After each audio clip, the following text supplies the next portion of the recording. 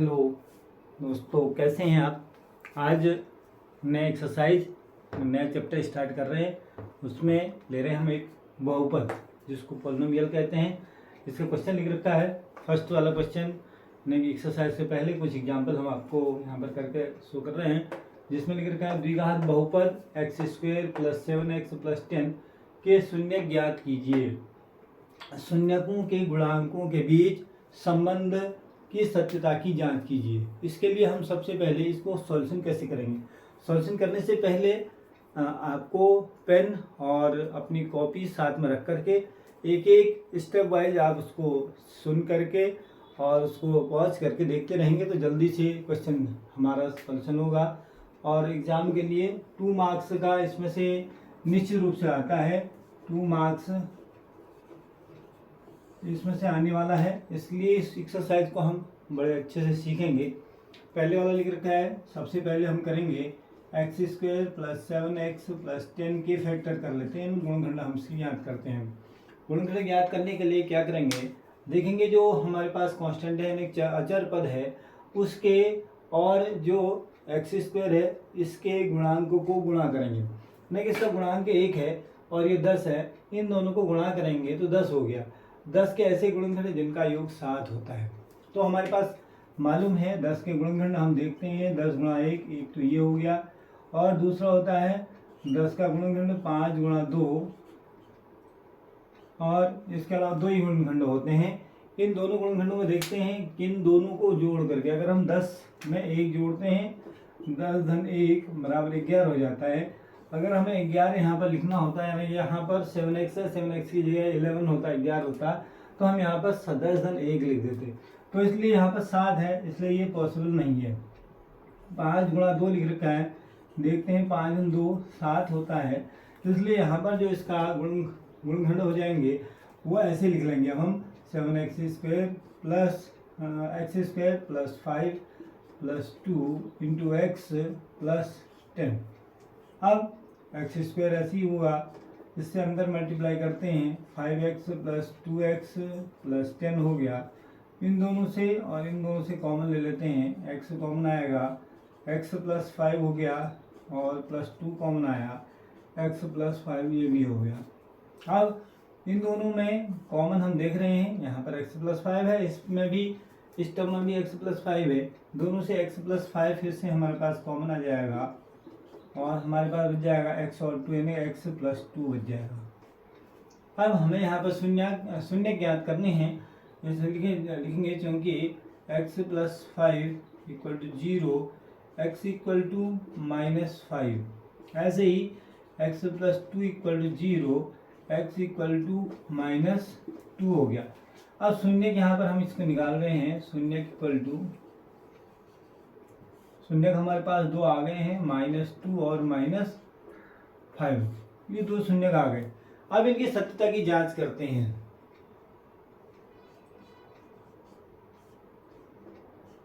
जांच करेंगे, जांच के लिए सबसे पहले इन शून्यकों का योगफल ज्ञात करते हैं। जो ये शून्य लिख रखे हैं, एक ये शून्य यहाँ से दे रखे हैं, एक एक गुणांक इन शून्य से बहुपद में जो ये हमारे पास बहुपद दे रखा है, इस बहुपद के गुणांक यानी गुणांकों से हम शून्य ज्ञात करते हैं, जांच करते हैं। पहले योगफल ज्ञात करते हैं। योगफल, शून्यकों का योगफल होता है, शून्यकों का योगफल, शून्यकों का योगफल जिसको हम अल्फा + बीटा हम कह सकते हैं, यानी कि पहला शून्य का अल्फा है, दूसरा शून्य बीटा है जो 5 और ये आ गए हैं, इसके लिए होता है -b/a। -b जो एक्सिस जो -b जो होता है वो x का गुणांक हो गया, x का गुणांक, और a होता है हमारे पास x² का गुणांक।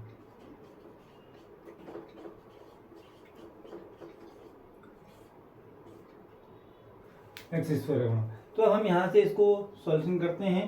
तो पहला लिख रखा है अल्फा + बीटा यानी 5, और हमारे पास है -5 - 2, तो ये हो जाएगा -5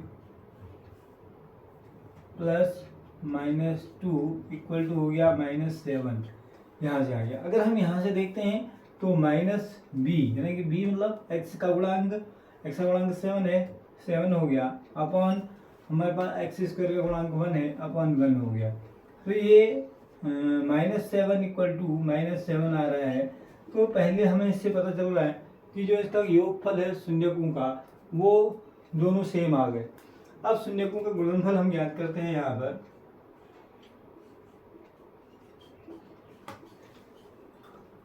शून्यकों का गुणनफल वो क्या होता है, अल्फा इंटू बीटा।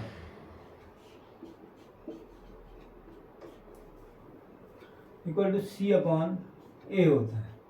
सी का मतलब अचर पद होता है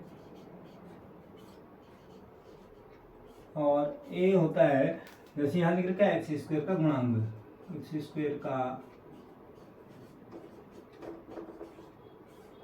गुणांक।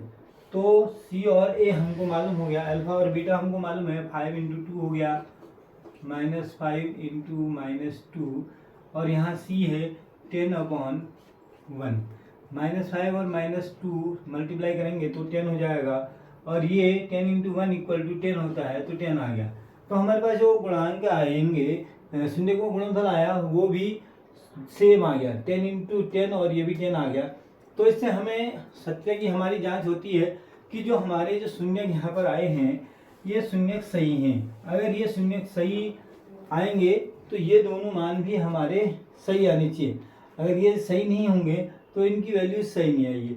इसका मतलब है कि इसके जो दोनों शून्यक हैं -2 और -5 वो बिल्कुल सही हैं। नेक्स्ट क्वेश्चन, इसके बाद अगला प्रश्न हमारे पास यहाँ पर लिख रखा है, बोर्ड में आप देख रहे हैं, बोर्ड में दिखाई दे रहा है, लिखा हुआ बहुपद x² - 3 के शून्यक ज्ञात कीजिए और शून्यकों तथा गुणांकों के बीच के संबंध की सत्यता की जांच कीजिए। अभी इससे पहले हमने दूसरे प्रकार का क्वेश्चन किया था। यहाँ पर थोड़ा सा ये अलग से लिख दिया है, क्योंकि यहाँ पर लिख रखा है x² - 3 लिख रखा है, केवल यहाँ पर 3 है। यहाँ पर दूसरा पद हमारे पास ये बहुपद है, बट क्या दो चर पदों में बहुपद है, दो ही पद हैं इसमें।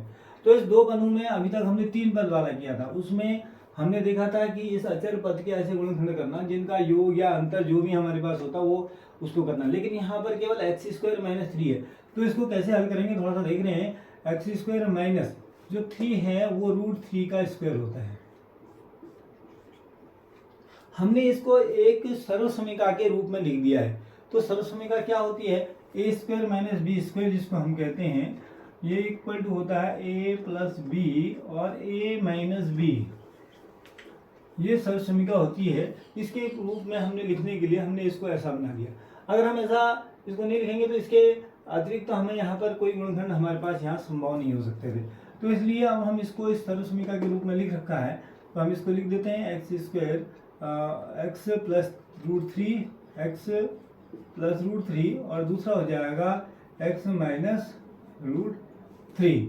अब इसके लिए हम शून्य ज्ञात करेंगे, तो x + √3 equal to 0, x equal to -√3 हो गया, और दूसरा x + -√3 इक्वल टू 0 और x इक्वल टू √3 हो गया, +√3 हो जाएगा। इसका मतलब जो शून्यक हैं हमारे पास वो शून्यक आ गए हमारे पास। कितने, 2 शून्यक हमने प्राप्त कर लिए। शून्य कितने, √3 एक प्लस का आ गया और एक -√3 हमारे पास दोनों आ गए। अब हमें फिर सत्यता की जांच करनी है। जांच करते हैं। जांच करने के लिए पहले वही शून्यकों का योगफल,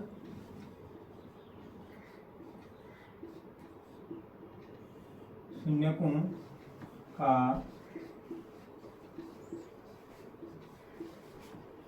योगफल बराबर अल्फा + बीटा होता है, जो अभी जैसे बताया -b/a भी होता है।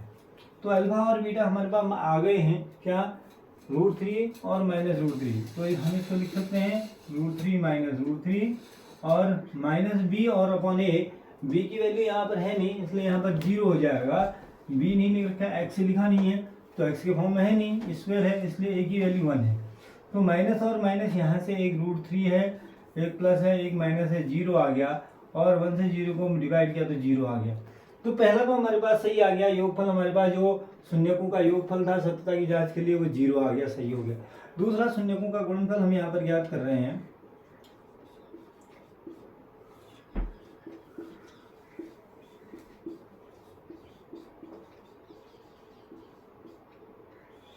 शून्यकों गुणनफल alpha into beta equal to C upon ए।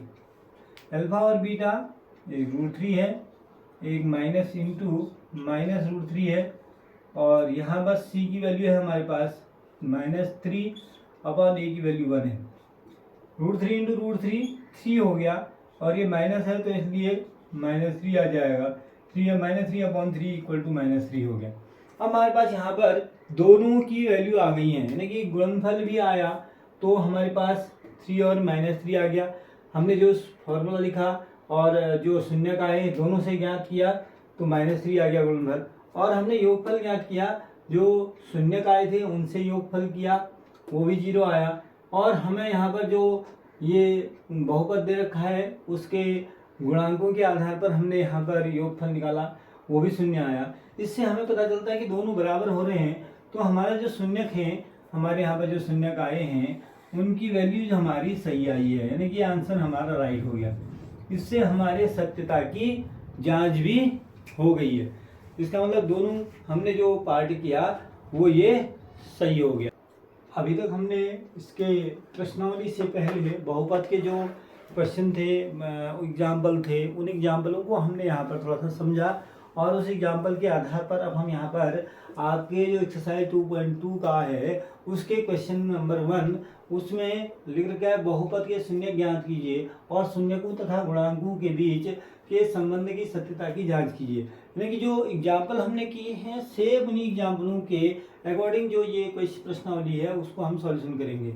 यहाँ पे लिख रखा है, फर्स्ट क्वेश्चन लिख रखा है x² + 2x - 8। यानी कि इसको हम फैक्टर यानी गुणनखंड इसके हम करेंगे, और गुणनखंड करके x और y x का मान हम यहाँ पर ज्ञात करेंगे।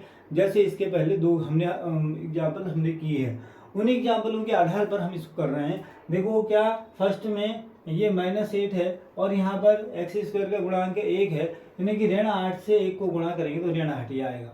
अब 8 के ऐसे गुणनखंड करने हैं जिनका अंतर 2 आ जाए, तो हमको मालूम है, यानी कि 8 के गुणनखंड हम जानते हैं क्या, 8 गुणा 1 1 तो ये हो गया, 1 होता है, 4 गुणा 2 सीधे से है 8 होता है, और 4 में से 2 घटा करके 2 बचता है, और 8 में से अगर हम 1 घटाएंगे तो 7 बचता है। यानी कि 7 यहाँ पर होता तो 2 की जगह 7 होता तो 8 ऋण 1 वाला करते, तो यहाँ पर 7 नहीं है, इसलिए ये वाला हमारे पास पॉसिबल नहीं है।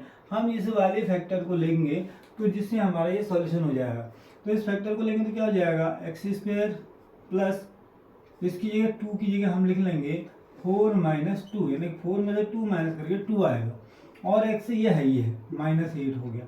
इसको सॉल्यूशन करते हैं, x से अंदर मल्टीप्लाई करते हैं तो x² + 4x - 2x - 8, और ये हो जाएगा x², दोनों में से इन दोनों में से x कॉमन आ जाएगा, इन दोनों से x कॉमन आ जाएगा, x कॉमन ले लेंगे तो x + 4 बच जाएगा, -2 कॉमन लेंगे तो x + 4 यहाँ भी बच जाएगा। हम x + 4 फिर कॉमन ले लेते हैं और x - 2 हो गया।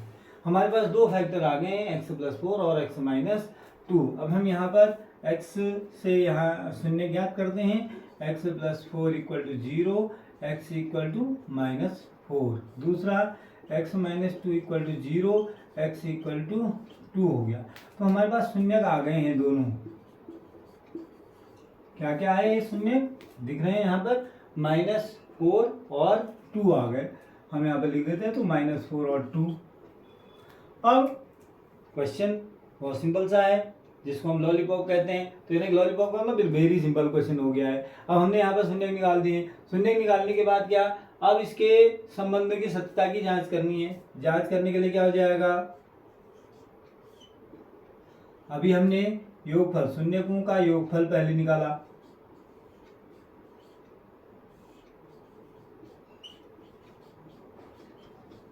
शून्यकों का योगफल, ये हमें मालूम है शून्यकों का योगफल। अगर इस शून्यकों के लिए कहते हैं तो अल्फा + बीटा हो गया, और दूसरा हम इन ये जो बहुपद दे रखा है इसके गुणांकों के आधार पर लिखते हैं, तो माइनस बी अपॉन ए, देखिए इससे पहले सवाल में हमने बताया। अब इसका योगफल करते हैं, तो -4 और +2 हो गया इक्वल टू -2 आ जाएगा, एक ये हो गया हमारे पास। अब यहाँ पर -b अपॉन ए, -b हमारे पास 2 है b की वैल्यू, तो -b की वैल्यू हम यहाँ पर -2 लिखेंगे अपॉन एक जो है x स्क्वायर का गुणांक जो है वो 1 है, 1 लिख दिया, -2 अपॉन 1 इक्वल टू -2 हो गया। तो इसका मतलब हमारे पास दोनों चीज़ें सेम आ गई हैं। देखिए योगफल हमारे पास -2 या -2, लेकिन ऋण 2 और ऋण 2 आ गया है। अब ऐसे ही शून्यकों का गुणनफल हम यहाँ पर ज्ञात कर रहे हैं।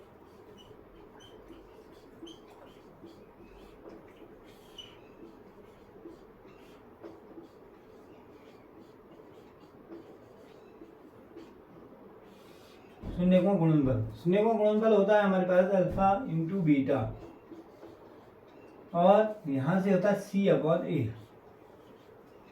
अल्फा और बीटा हमारे पास मालूम है, अल्फा और बीटा हमारे पास -4 और इंटू 2 है, और यहाँ सी हमारे पास मालूम है -8 है, और ए की वैल्यू हमारे पास यहाँ पर भी मालूम है कितना 1 है, तो ऋण 4 गुणा 2 बराबर ऋण 8 हो गया, और यहाँ पर ऋण 8 गुणा ऋण 8 को 1 से भाग देंगे तो ऋण 8 हो, यानी दोनों ये भी इक्वल आ गए। इसका मतलब क्या है, देखो यहाँ पर योगफल दोनों सेम आ गए और गुणनफल भी सेम आ गए। इसका मतलब क्या हो गया कि जो हमारे ये शून्यक आए हैं, ये शून्यक बिल्कुल सही है, सत्य है, ये हमारा आंसर हो गया। क्वेश्चन, उसी क्वेश्चन का सेकंड पार्ट फिर से लिख रखा है, 4x² - 4x + 1। ये भी सिंपल सा क्वेश्चन है, इसमें भी बहुत बड़ा हमने करना कुछ नहीं है, बहुत इजी वे में हम कर सकते हैं, बहुत आसानी से। क्या 4x² हमने, क्योंकि 9th में सब ये फैक्टर हमने पढ़ रखे होंगे, और नहीं पढ़ रखे हैं तो जल्दी ही में 9th की स्टार्ट करने वाले हैं, उसमें देखिएगा ये सब सारे क्वेश्चन, सारे शून्य ज्ञात करने के लिए, गुणनफल ज्ञात करने के लिए बहुत ईजी तरीके से इसमें गुणनफल हम सीख सकते हैं। अब यहाँ पर भी 1 और 4 को हम पहले गुणा करेंगे, 4 गुणा 1, जैसा कि हमको मालूम है 4 को 1 से गुणा करेंगे तो 4 ही आएगा। अब ये चूंकि ये धन का चिन्ह है, इसलिए 4 के ऐसे गुणनखंड जिनका योग 4 आए, तो 4 के गुणनखंड क्या होते हैं, 4 गुणा 2 बराबर 4 होता है, एक ही होता है, 4 गुणा 1 बराबर 4 होता है, 2 गुणा 2 बराबर 4 होता है। अगर 2 को 2 से जोड़ते हैं तो 4 आता है, और 4 को 1 से जोड़ते हैं तो 5 आता है। तो ये तो हमें बनाना नहीं है, क्योंकि यहाँ पर तो 4 है, तो इसलिए हमको बनाने हैं 2 धन 2 बराबर 4, यानी यहाँ इसको हम लिखेंगे 4x² - 2 + 2 × x + 1, तो ये हो जाएगा 4x² - 2x - 2x + 1, इन दोनों से कॉमन लेंगे 2x, तो ये हो जाएगा 2x - 1 कॉमन ले लेते हैं, 2x - 1, तो यहाँ 2x - 1 फिर से हमने कॉमन ले लिया, और 2x - 1 ये भी बच गया। हमारे पास दोनों गुणनखंड आएंगे 2x - 1 और 2x - 1, यहाँ पे लिखेंगे 2x - 1 = 0, x हो जाएगा 1/2, ऐसे ही 2x - 1 = 0, x = 1/2, तो ये दोनों हो गए, तो शून्य हमारे पास आ गए क्या, 1/2 और कॉमा 1/2। अब इनका योगफल, शून्यकों का योगफल जांच करने के लिए हम यहाँ पर जांच कर लेते हैं कि ये हमारे पास सेम आ रहा है कि नहीं। शून्यकों का योगफल हमारे पास हो जाएगा, शून्यकों का योगफल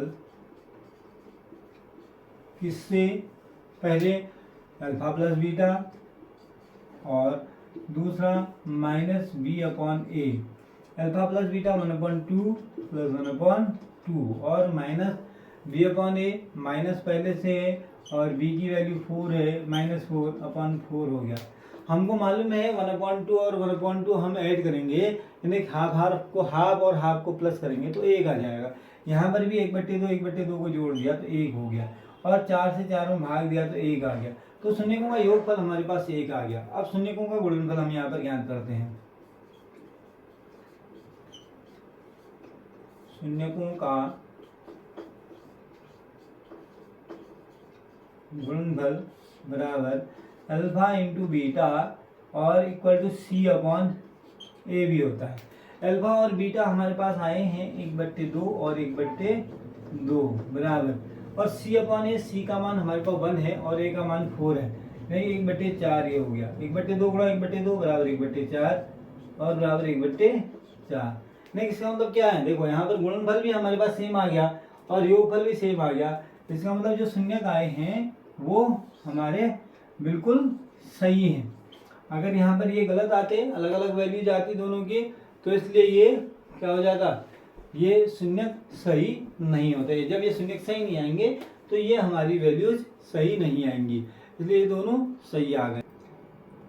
क्वेश्चन हमारे पास इसका थर्ड पार्ट है 6x² - 3 - 7x, और इसमें जैसा कि हमको मालूम है क्या, इसको घातों के घटते हुए क्रम में हमको लिखना चाहिए हमेशा, ये ध्यान रखना। अभी भी अगर हम किसी क्वेश्चन को सॉल्यूशन कर रहे हैं इस प्रकार के, तो उनका जो घात है, जैसे इसकी घात 2 है, अचर पद की घात, फिर अचर पद नहीं है, फिर अब यहाँ पर अचर पद बाद में लिख दिया है, तो इसको सबसे पहले हम एक सही मेथड से लिख लेते हैं। वो मेथड क्या होगा, इसको हम लिखते हैं 6x² - 7x और -3।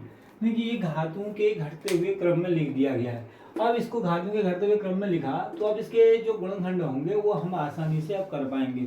अगर ऐसे ही लिखेंगे, अगर हम इसके गुणनखंड करने की कोशिश करेंगे तो ये गलत हो जाएगा। तो हमने सबसे पहले मेथड हमने ये जानना है कि जो क्वेश्चन को सॉल्यूशन करेंगे तो उसको घातों के घटते हुए क्रम में लिखना है। तो हमने पहला मेथड कर दिया है। अब फिर 6 और 3 इन दोनों को गुणा करते हैं। 6 गुणा 3 बराबर ये हो गया 18। 18 का क्या, माइनस का चिन्ह है इसलिए ऋण 18 हो गया। ऋण 18 के ऐसे गुणनखंड जिनका अंतर, क्योंकि ये ऋण है, जिनका अंतर कितना 7 आए, तो 7 आए, एक तो 6 गुणा 3 हो गया। 6 ऋण 3 बराबर 3 होता है, इसलिए ये संभव नहीं है। दूसरा होता है 9 गुणा 2 बराबर कितना 18 होता है। 9 में से 2 घटा करके 7 बचता है। इसका मतलब ये वाला गुणनखंड हमारे लिए सही है। तो इसकी जगह हम लिख सकते हैं 6x² - 9 - 2 into x - 3 equal to, आगे सॉल्यूशन करेंगे 6x² - 9x + 2x - 3। अब इन दोनों से और इन दोनों से कॉमन लेना है।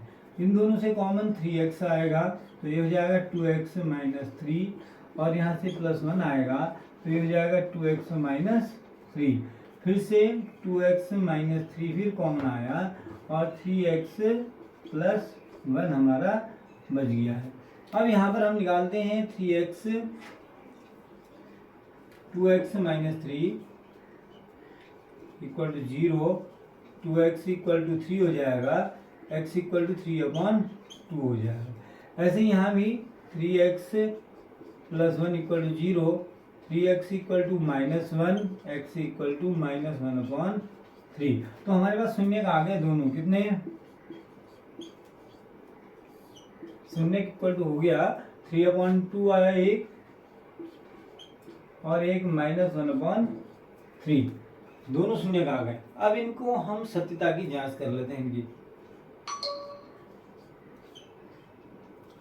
जांच करेंगे तो योगफल शून्यकों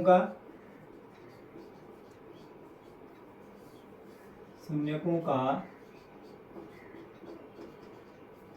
योगफल हमारे पास हो जाएगा alpha + beta equal to -b/a।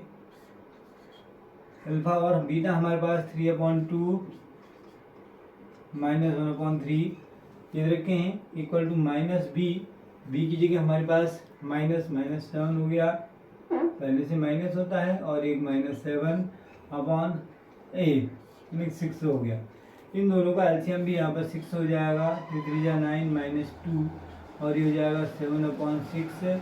इससे इसको माइनस करेंगे तो 7/6 इक्वल टू 7/6। ये दोनों सही हो गए, यानी कि दोनों तरफ से जो योगफल है अल्फा और बीटा का, और हमने गुणांकों के योगफल से गुणांकों से निकाला तो दोनों की वैल्यू सेम आ गई।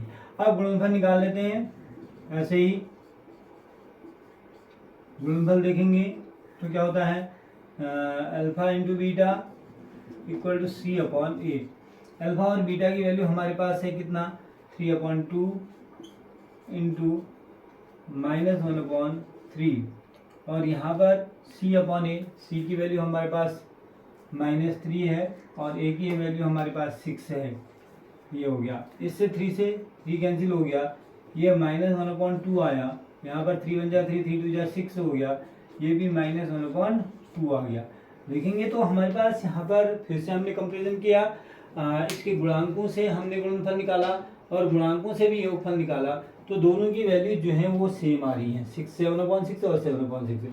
यहाँ भी -1/2 और ये -1/2, तो दोनों सेम आने के कारण से हमारा जो शून्यांक है वो शून्यक हैं, ये वाले, ये दोनों हमारे पास सेम आ गए। तो इससे हमारा क्वेश्चन में प्रूव हो रहा है कि जो हमने शून्यक निकाले हैं वो सेम हैं, सही आए हैं। तो क्वेश्चन अगर आप वीडियो को देखेंगे तो लाइक और सब्सक्राइब जरूर करें और अपने दोस्तों को भी शेयर करें, कमेंट्स ज़रूर लिखें और कमेंट्स लिखने से जहाँ पर आपको लगता है कि डाउट कहीं पर होता है तो उसको कमेंट्स में लिख कर बताएँ और जल्दी से उस कमेंट्स को हम आपके द्वारा दिए कमेंट्स का उत्तर हम ज़रूर देंगे, इसलिए ज़रूर कमेंट्स लिख के बताएं कि कहाँ पर डाउट है।